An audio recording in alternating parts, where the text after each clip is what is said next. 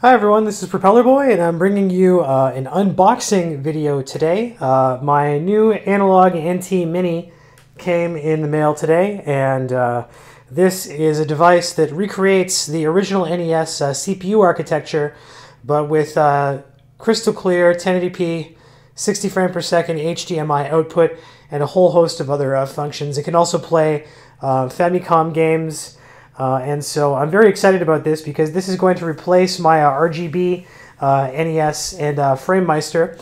I still have an RGB SNES, and I'm about to get an RGB Nintendo 64 to go through the FrameMeister. But this should prove to be better video, even from the FrameMeister, and also less input delay. So I'm really excited about this. This is a pretty cool device, and I've been waiting a long time for it. I pre-ordered it months and months and months ago. So without further ado, let's open this up. You can see here I got a multi-tool handy. And we'll just start this. Oh, it's stiff plastic, my goodness.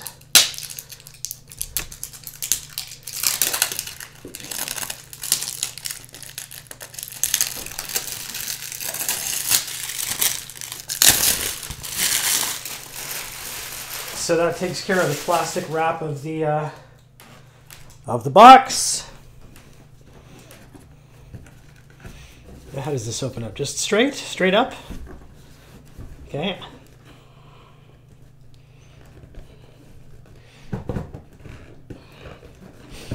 Very tight box, actually.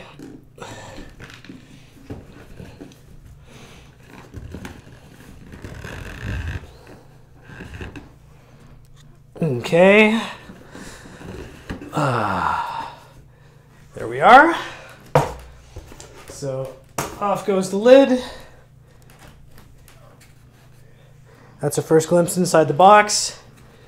The unit itself, made out of, the casing is in anodized aluminum, I'm pretty sure. So we've got on the front the analog logo, the 4 controller ports, NES cartridge slot, Famicom cartridge slot, looks like SD maybe over here.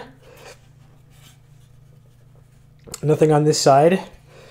Oh, clear bottom, that's interesting. On the back, we have HDMI input. Let's see, RGB if we want to go that route. Looks like analog outputs microphone, perhaps. Some Japanese here, some kind of, let's see, like maybe a 12-pin sort of thing. USB, and I'm presuming that's the power switch. So that's that. What do we have else in the box? If we open this up, take off the top, we have, let's see, manual, wireless controller with, we have the turbo buttons as well.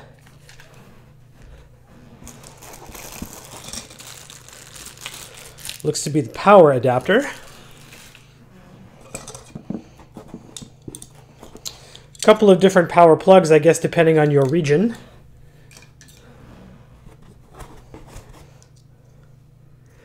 This is the wireless controller adapter. Fits into one of the ports here. And last but not least, we have, let's see, this empties out the box itself. We have what appears to be micro SD cord, presumably for charging the wireless controller, I think. That's that. And, oh, and an HDMI cord. That's very nice. Not everyone has many of those just hanging around. So that is the entire Analogue NT Mini package, from the unit itself through to the power cords, wireless controller, and the manual, which is actually pretty slender. Looks to me like it's just a couple of, just one single page, basically. Congratulations on being an Analogue NT Mini owner. So the back is actually, let's see, power button, USB, power input, Famicom expansion. Oh, okay. Mic input, analog audio, analog video, HDMI video. So I'm presuming that Japanese thing on the back with the 12-pin connector. That's some kind of analog video. It tells me how to pair the wireless controller on the back. Oop, focus, you can do it. There we go.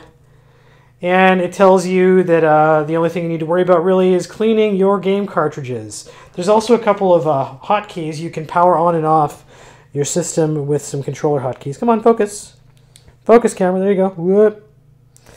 You can power things on and off. You can reset the game. You can change the video input. Also, the setup menus and such involve holding up or down or start on the controller on power up. So that's the contents of the box. So let's see how this thing works in practice with some video captures of various games. So this is the first thing that I see when I turn on the menu. Taking a look at the various options here. I can run the cartridge. I guess there's an NSF player here for playing Nintendo sound files. Game Genie sort of built in. Let's take a look at some of these settings. Video has to deal with, let's see, I guess the output, the palette, the TV standard, cropping and scaling. I mean, everything seems to look pretty good to me so far. I can fiddle with some scan lines in a little bit. But basically, it's got me set at 1080p. 60 frames per second. Width and position look good. Cropping and scaling seem to be fine. So we'll fiddle with this in a little bit. Let's see. Audio. What do we got here?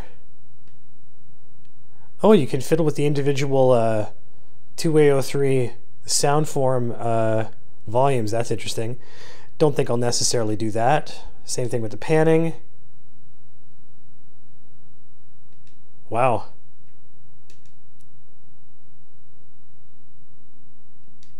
Microphone, I'm presuming that that's dealing with the microphone and some of the Famicom controllers.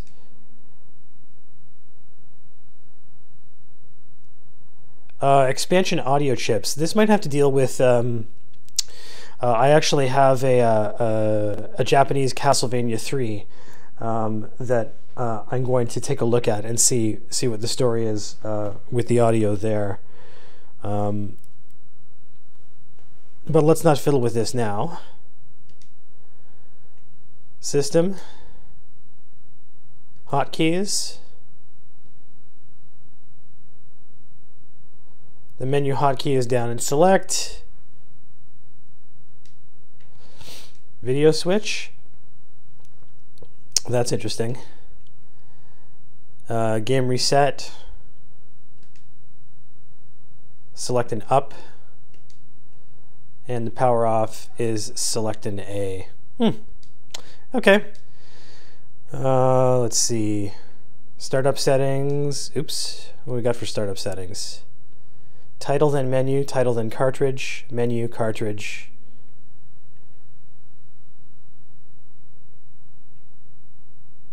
Go straight to cartridge. Controller mode. Number of sprites. Very good. Really save it. Alright, so here we go. I'm going to start with Life Force. This is the cartridge I just happen to have close by. I was fiddling around with it on my old NES before, so let's run Life Force. I'll put in the old Konami code. Oh, that might not have worked because I didn't do it in time. Let's see how many men I have. No, I don't have enough men. Looks good though.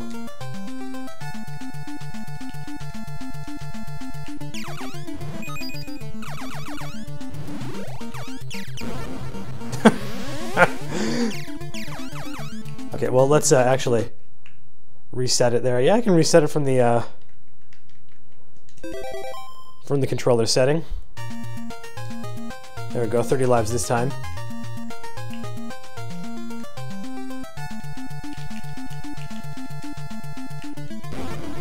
Wow, I did even worse. Unbelievable. You're not supposed to die to these guys. I'm just getting greedy. That's close. Alright, well, everything seems to be running well.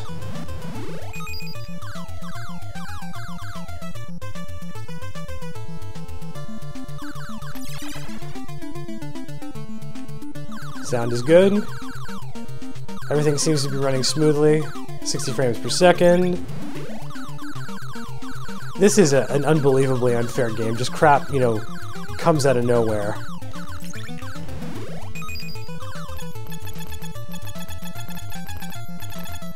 Ooh.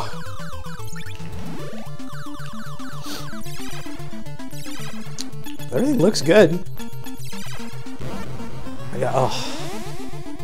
Gotta say.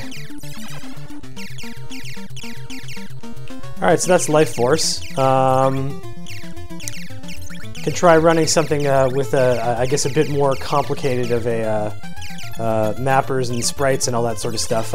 Maybe I know that Mike Tyson's Punch-Out, for example, can be kind of fussy on aftermarket systems. So let's take a look at that. Let's take a look at that. So this is Mike Tyson's Punch-Out.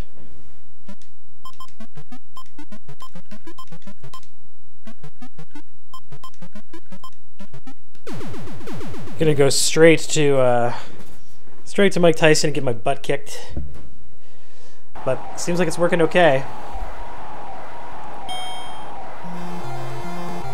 Video looks great, I have to say.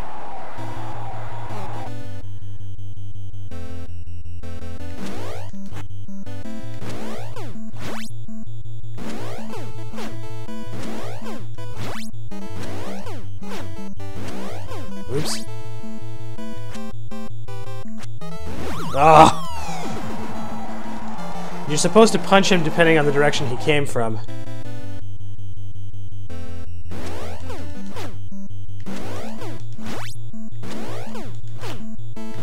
You just... oops. Unbelievable. Well, this is what happens when you go into Mike Tyson cold.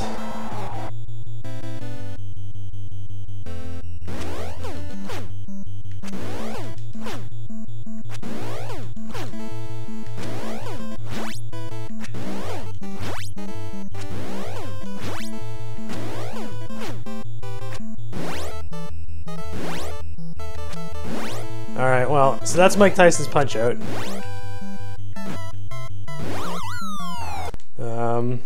Seems to be working okay. Why don't we try a Japanese cartridge? We'll try a Famicom cartridge here. So this is Holy Diver. This is a game late in the NES's life cycle, only introduced in Japan. Got a cartridge off of eBay for about $100 or so. This is the very first Famicom game I've ever played. It's supposed to be notoriously difficult.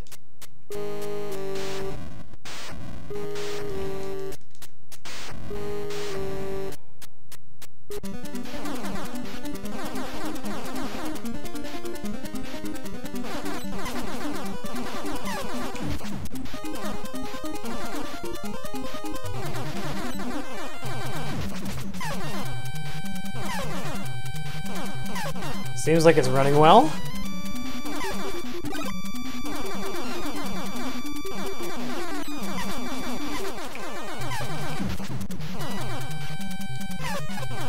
Everything's very responsive. It doesn't feel like there's much of... whoops.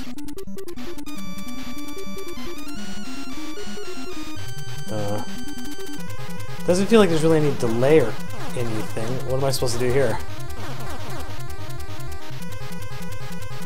Huh.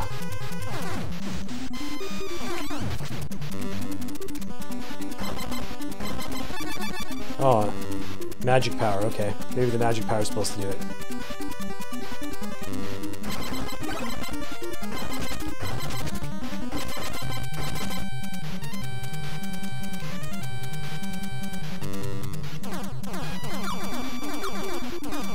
This is very much like a Castlevania game, Medusa heads. Sprite looks also quite similar to the Castlevania game. So there you go. Famicom cartridges work. Now, I'm gonna slap in a... I'm gonna slap in... ooh, before I die. Not before I die. I'm gonna put in Castlevania III. I think it's Akumaju no Densetsu. Pardon me if I butchered the translation there. The Japanese release of Castlevania III, which had a special audio chip in it, and let's see what happens there.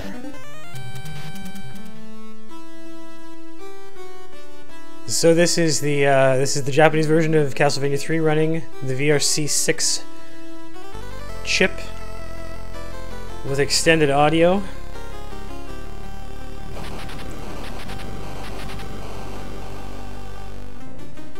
Sounds great. Bass is perhaps a little buzzsaw-y. Well, I don't know what's happening at the top of the screen here. That could just be a clipping thing.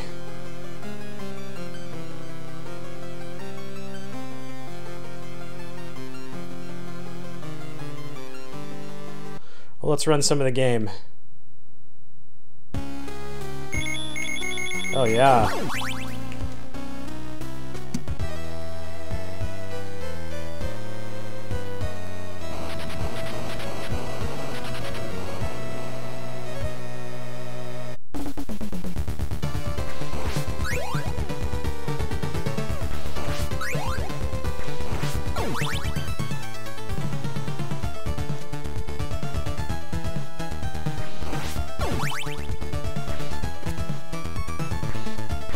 This is definitely the way to experience this game.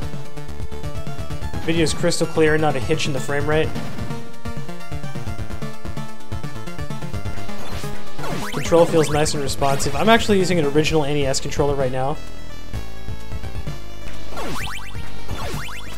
Oops. It comes with a Bluetooth wireless control.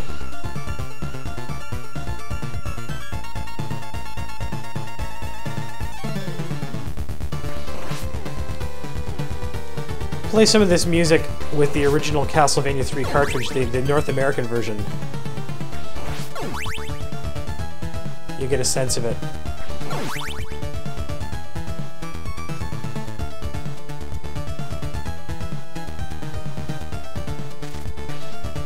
All in all, though, this is a really fabulous investment for those who want to play NES games looking like emulation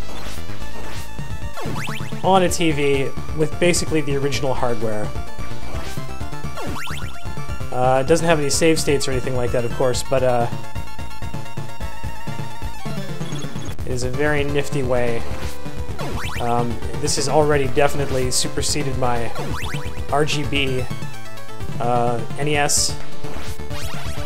Don't know what I'll do with it. Maybe I'll put it up for sale.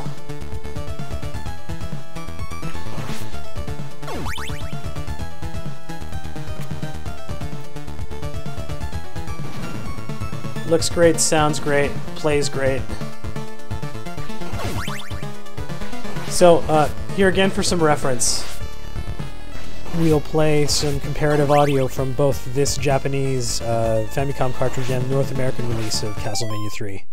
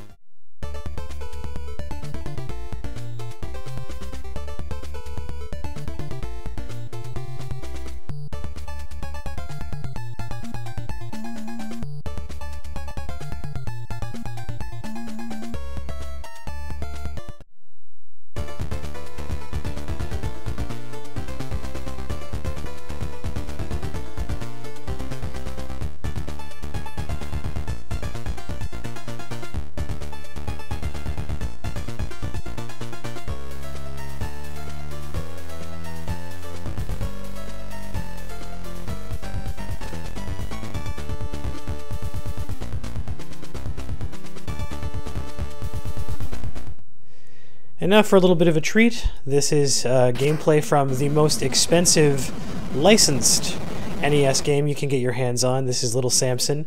This is a cartridge that I picked up from a bunch of games that were being sold in a Kijiji ad, believe it or not. And I paid 50 bucks for the entire set. Didn't really care about any of them other than Little Samson, which at the time was worth, I think, about 200 bucks. Now it's staggeringly more expensive. I have to take a look and see exactly how expensive it is on the market right now. But just to show you, I'm running it on the Analogue NT. I'm not, actually, you know what? I can use this to run some scan lines here. Let's see. That's one thing I haven't tried to do here is scan lines. Oops. Original. There we go.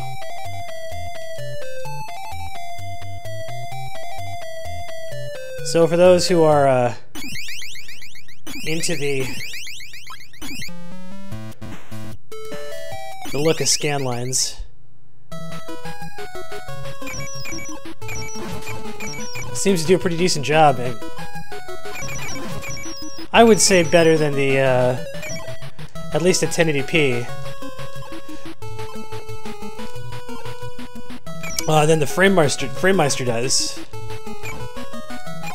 Can I aim upwards? No, I can't. It's a Nintendo game. Of course I can't.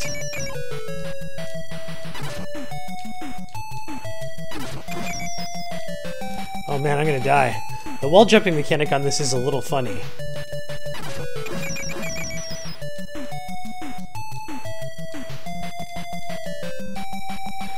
No! Well, I'm certainly not an expert at Little Samson, but anyway, there's a little bit of a wrap-up for you. Scanlines look great, actually. So there you have it. The Analogue NT Mini runs every game in the catalog, apparently. And I'm really excited about it.